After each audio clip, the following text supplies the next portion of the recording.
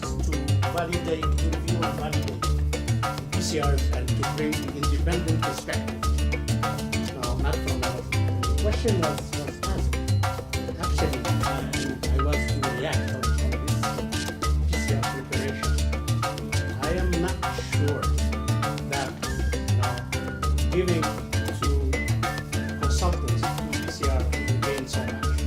So this is a learning tool, and we need to make sure that the knowledge generated through the PCR is captured by our task managers and by also staff.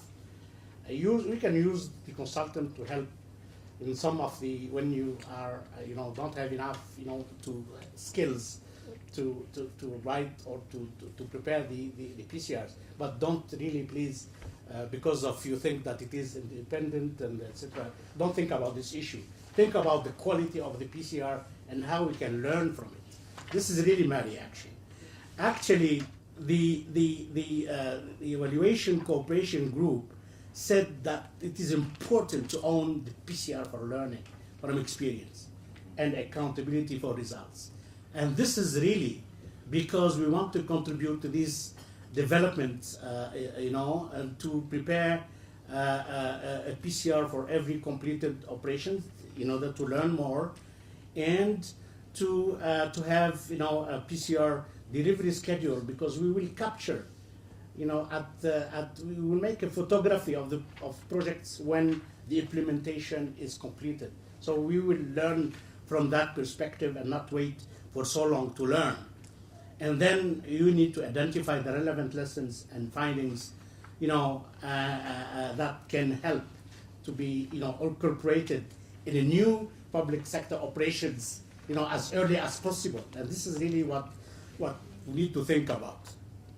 Of course, we need to have the borrower participation to improve the quality, and not only one sound that we will hear in the PCR, and that's why we have moved from requesting PCR from the borrower to allow us to do our own PCR to 2009 reform, which really requested a joint PCR to learn together for mutual accountability and also learning.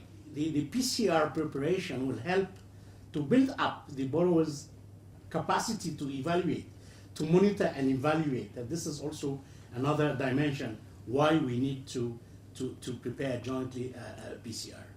Now, what is the framework for PCRs? We have here the really very skeletic project cycle, where you have the project concept node, then you have the appraisal report, then you have the IPR, the project supervision reports, and now in order to have the feedback loop, okay, you need to have a project completion report, and then post-evaluation feedback comes in. And that's where the validation and review comes in as part of the post-evaluation immediately after the PCR.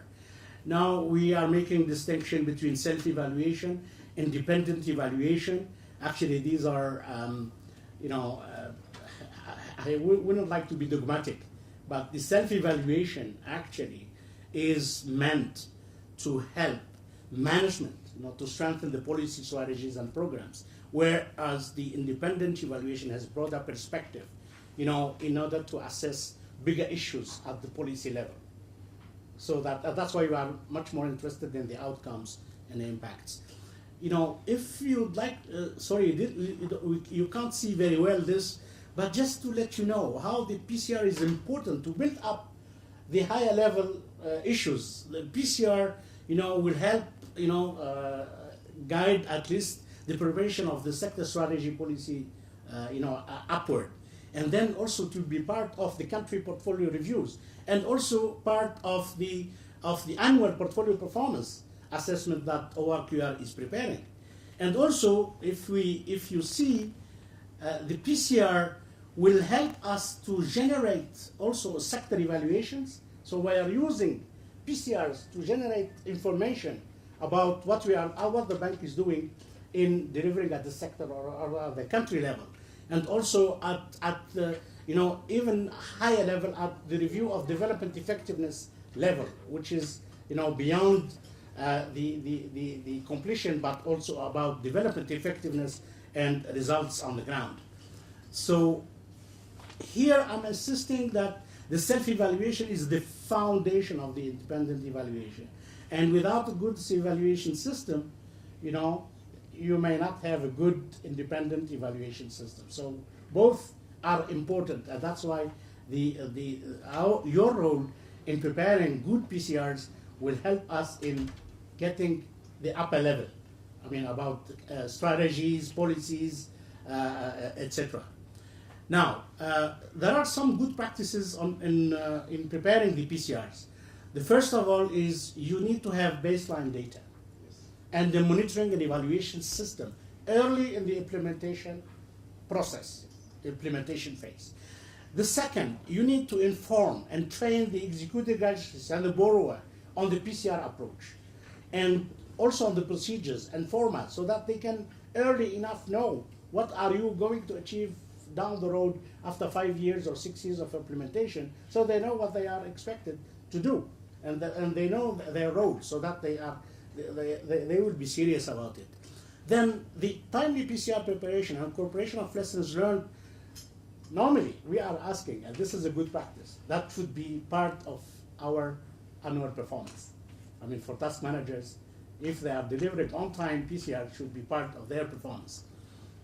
Also, we need to have sufficient budget and adequate school meals for PCRs. Henrik has mentioned that.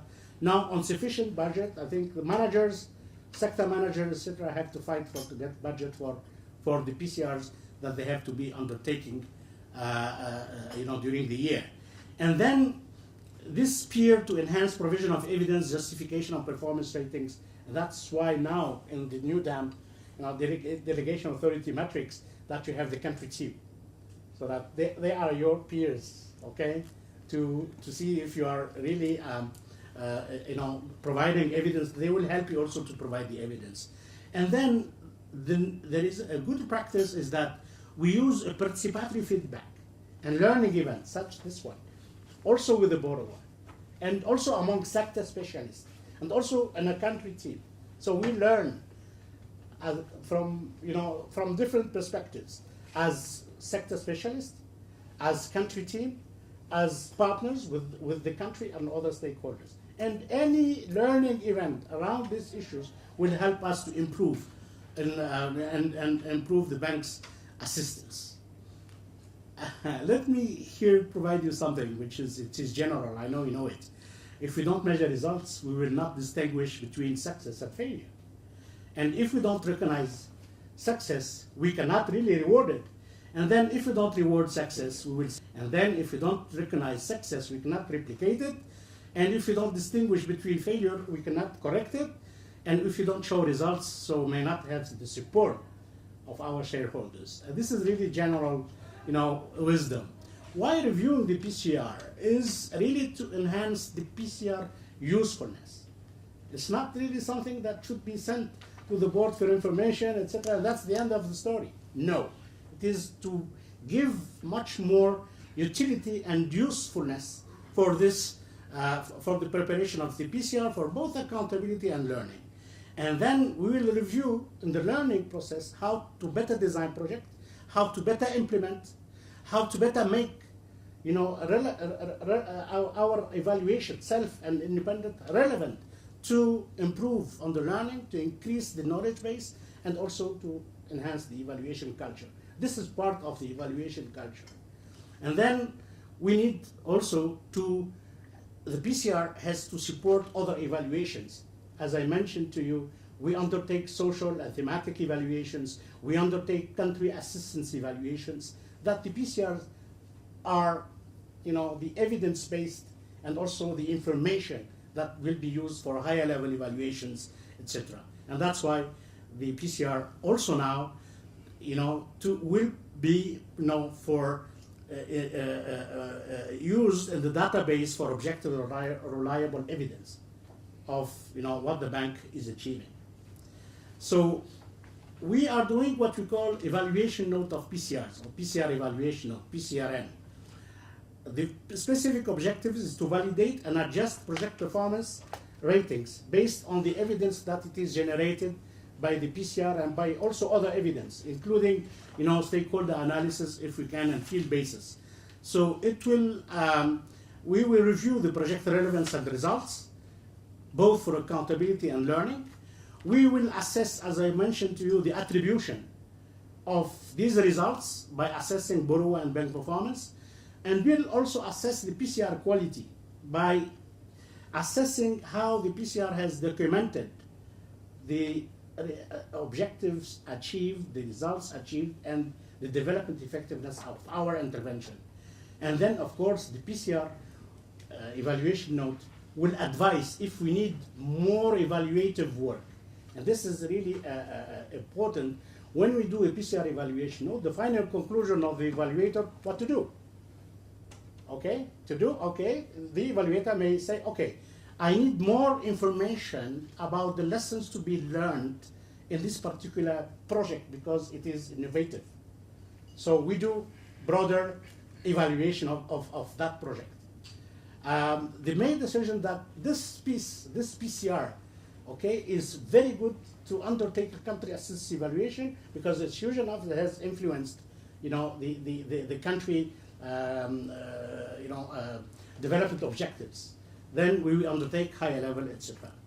Now, we have some principles like to look on usefulness, credibility, impartiality. We need to ensure that it is useful, it is credible, it is impartial, and that the PCR has, complied with the format and guidelines.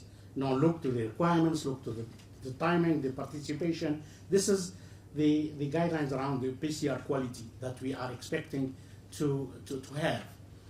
So we look to the evaluation criteria, the rating scale, the PCR content like project context, objectives, design and relevance, implementation performance, results, lessons learned, etc. And 20% of our PCR reviews will be field-based, which means that we go further after this Gambia, this is the Gambia project that was discussed by the board, and both operations and evaluations have been blamed not to go back with serious results about the outcomes. So this is about the content of a PCR evaluation note. As I explained yesterday, the PCR evaluation notes will be posted on the web.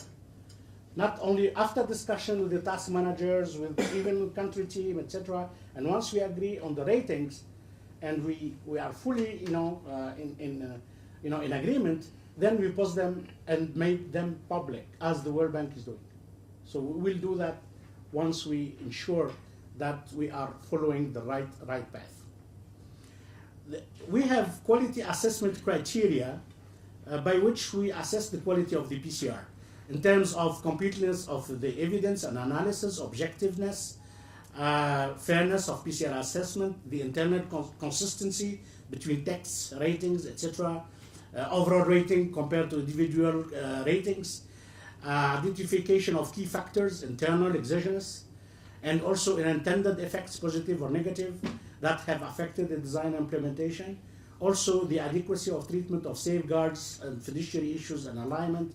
These are very important dimensions for the PCR quality, because the bank, is relevant because of these safeguards and also about development and cross-cutting issues. Also, we check on the soundness of data generated and the analysis, and also including the rates of return. And this is, I will have a slide on that. And then assess the overall adequacy and accessibility of evidence and annexers, etc. And also the extent to which lessons learned are clear and based on the PCR assessment. So there is linkage between your assessment, the facts that you have assessed, and the lessons that you have generated.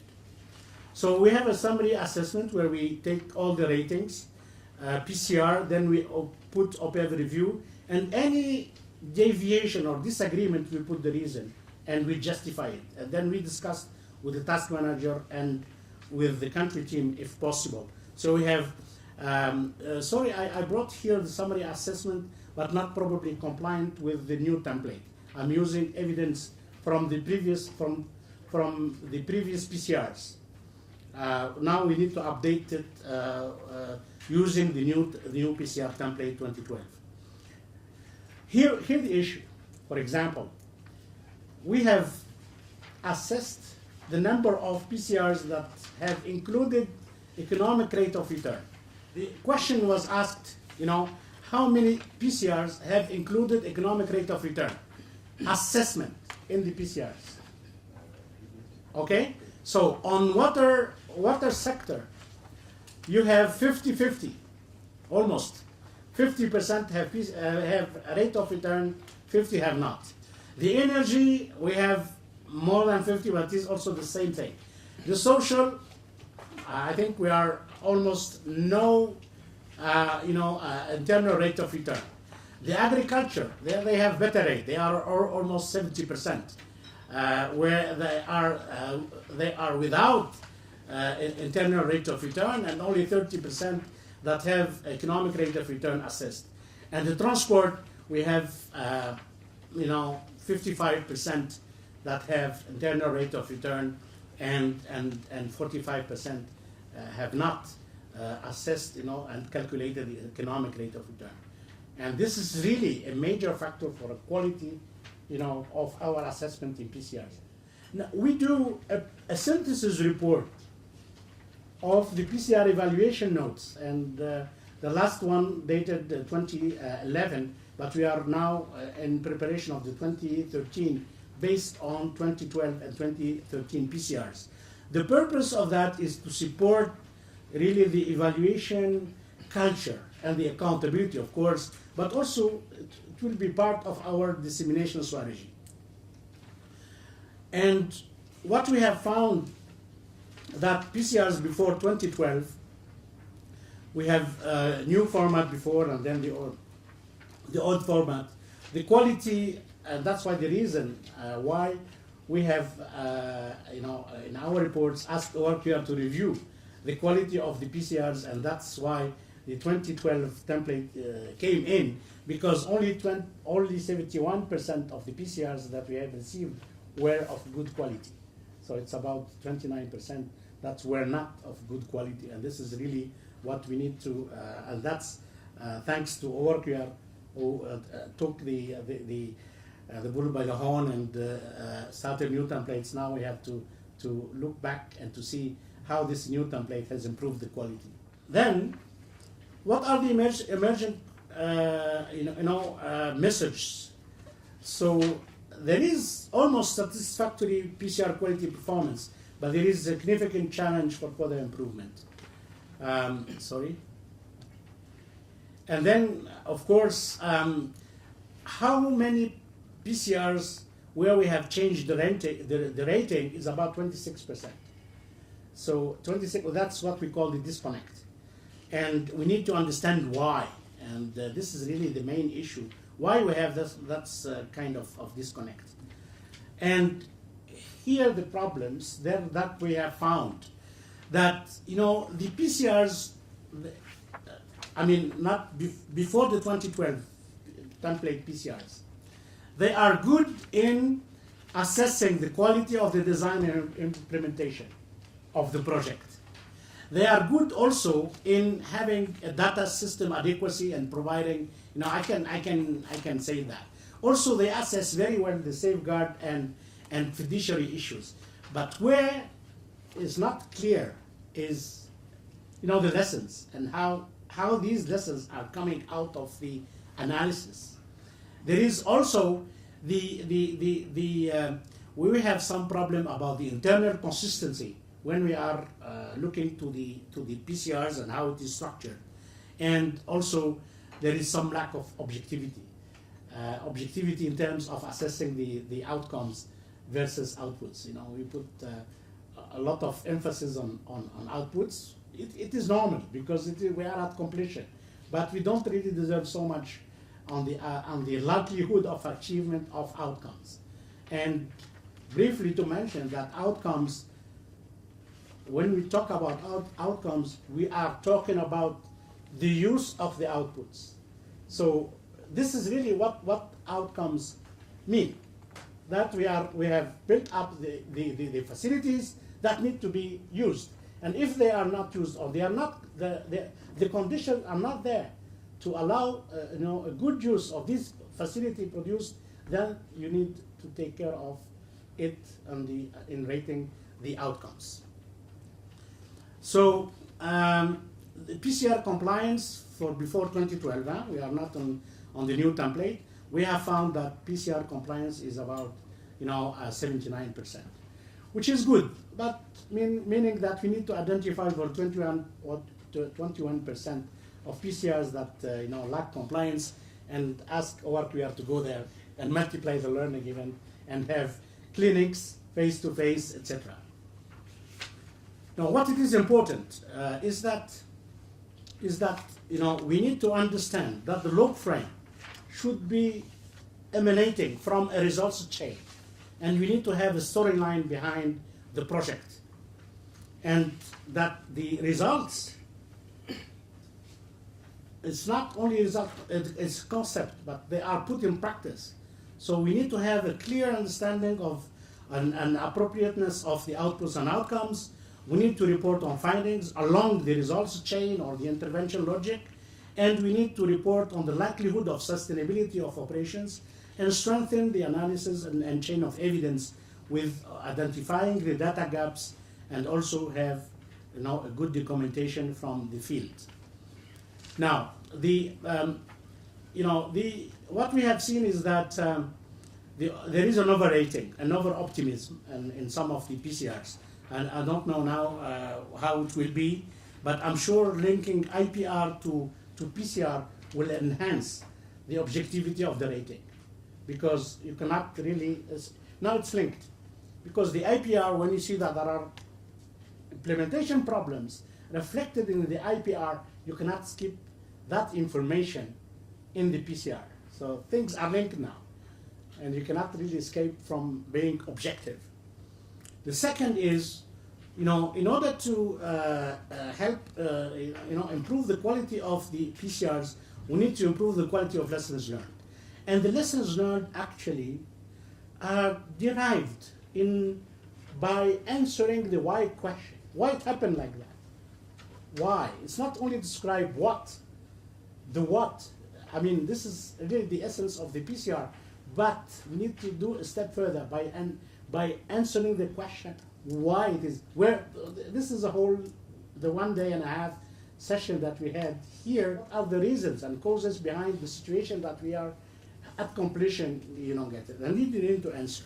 And that's why, the importance of the usefulness, that the lessons that we are, getting. So we need to ensure that we have a good formulation of lessons and constant relevance to new operations.